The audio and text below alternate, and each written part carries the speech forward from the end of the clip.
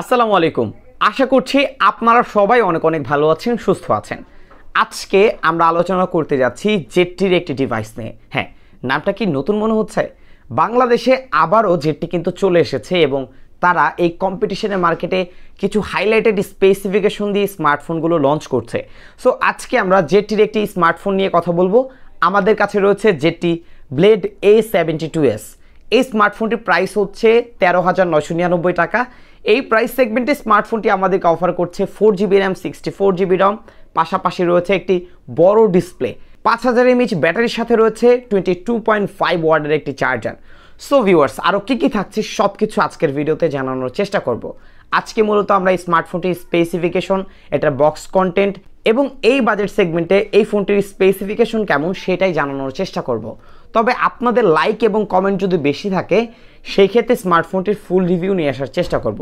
So viewers, কথা বাড়াতে যাচ্ছি না, আপনারা দেখছেন আপনাদের প্রিয় channel ZTE Blade YouTube channel. এই স্মার্টফোনটি আমাদের কাছে পাঠিয়েছে মদিনা টেলিকম। তাদের কাছ থেকে এই স্মার্টফোনটি পারচেস করলে পেয়ে যাচ্ছেন আকর্ষণীয় মূল্য ছাড় এবং কিছু গিফট। পাশাপাশি এই স্মার্টফোনটি সহ সকল ব্র্যান্ডের অফিসিয়াল স্মার্টফোনও চাইলে তাদের কাছ থেকে পারচেস করতে পারেন। এই ভিডিওর ডেসক্রিপশন বক্সে তাদের সম্পর্কে সকল তথ্য দেওয়া থাকবে, অবশ্যই চেক করে দেখে আসবেন ভিউয়ার্স। সো এখন পর্যন্ত আমরা যেহেতু বক্সটি আনবক্স করিনি, আপনাদের সামনেই বক্সটি আনবক্স করা যাক। এই বক্সটি ওপেন করলেই পাচ্ছেন একটি সিলিকন ব্যাক কভার, রয়েছে কিছু ইউজার ম্যানুয়াল গাইড, একটি সিম ইজেক্টর পিন, একটি স্ক্রিন প্রোটেক্টর, রয়েছে type A to type C একটি ক্যাবেল, 22.5 ওয়াটের একটি ফাস্ট চার্জার এবং সর্বশেষ ZTE Blade A72s স্মার্টফোনটি।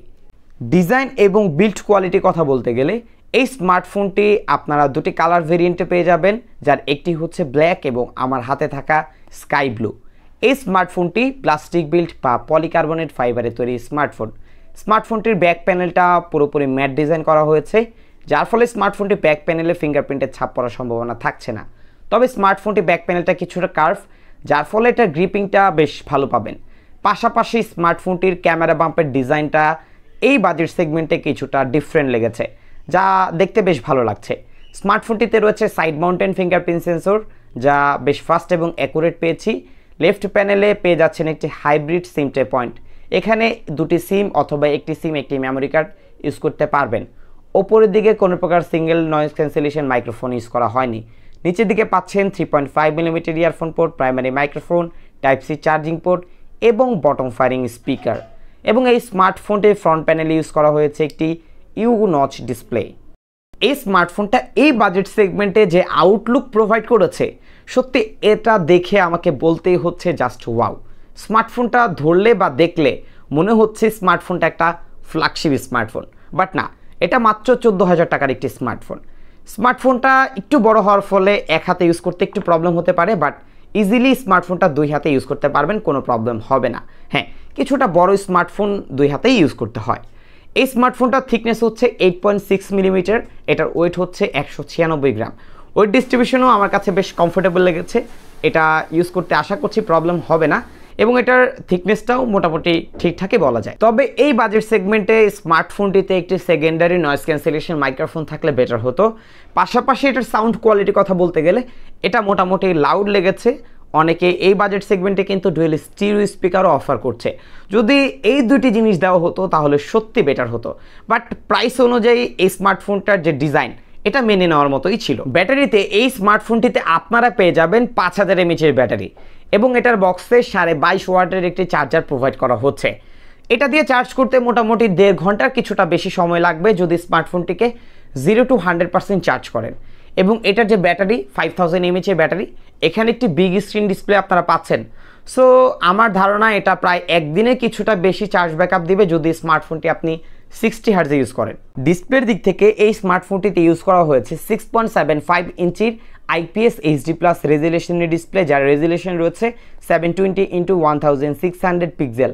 স্মার্টফোনটি PPI থাকছে 260।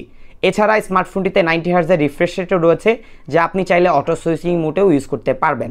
স্মার্টফোনটি কন্টেন্ট ওয়াচিং এক্সপিরিয়েন্স অন্য সকল IPS ডিসপ্লেগুলোর মতোই পেয়েছি, তবে শার্পনেসে কিছুটা ঘাটতি ছিল। স্মার্টফোনটি চিন এবং বেজেল এরিয়া আমার কাছে তুলনামূলক কিছুটা বেশি মনে হয়েছে। যদি আরেকটু মিনিমালিস্টিক করা যেত বা ন্যারো করা যেত, দেখতে আরও বেশি ভালো লাগতো।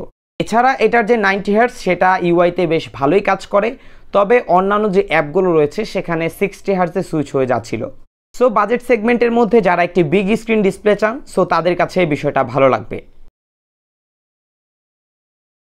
পারফরমেন্সের ক্ষেত্রে এই স্মার্টফোনটিতে রয়েছে 4GB LPDDR4X এর র্যাম, এখানে আমরা পাচ্ছি 64GB রম। তবে এখানে কি ধরনের স্টোরেজ টাইপ অফার করা হয়েছে সেটা জানতে পারিনি, তবে একটি ওয়েবসাইটে দেখেছি এখানে নাকি UFS 2.2 স্টোরেজ টাইপ অফার করা হয়েছে।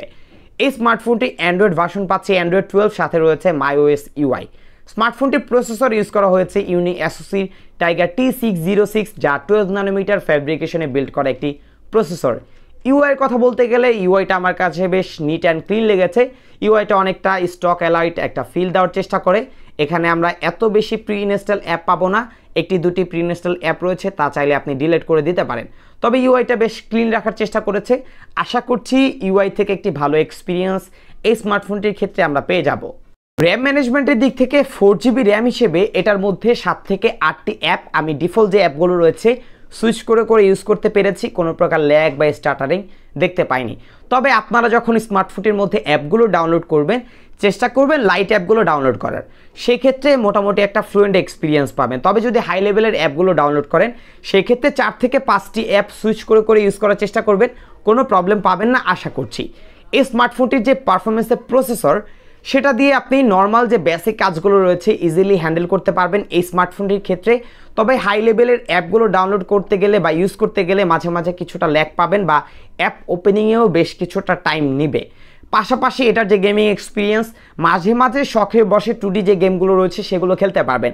পাবজি লাইট, ফ্রি ফায়ার খেলতে পারবেন, তবে লং টাইম খেলার ক্ষেত্রে ল্যাগ বা ফ্রেম ড্রপ দেখতে পাবেন, যা এই বাজেটে এই প্রসেসরের সাথে খুবই স্বাভাবিক। এই স্মার্টফোনটির রিয়ার প্যানেলে ট্রিপল ক্যামেরা রয়েছে। মেন ক্যামেরা পেয়েছি 50 মেগাপিক্সেল, এছাড়া আরও 2 মেগাপিক্সেলের দুটি সেন্সর রয়েছে। এই স্মার্টফোনটির ফ্রন্ট সেলফি ক্যামেরা পেয়েছি 5 মেগাপিক্সেল। স্মার্টফোনটির ক্যামেরা ইউআইতে আমরা বেশ কিছু ফিচার পাচ্ছি, যেমন রয়েছে প্যানোরামা, রিফোকাস, পাচ্ছি ফটো মুড, ক্যাপচার এবং ভিডিওর ক্ষেত্রে 1080 30fps আপনারা ভিডিও রেকর্ড করতে পারবেন সর্বোচ্চ। এবং স্মার্টফোনটির 50 মেগাপিক্সেল সহ মোর অপশনে আরও বেশ কিছু ফিচার পেয়ে যাচ্ছেন।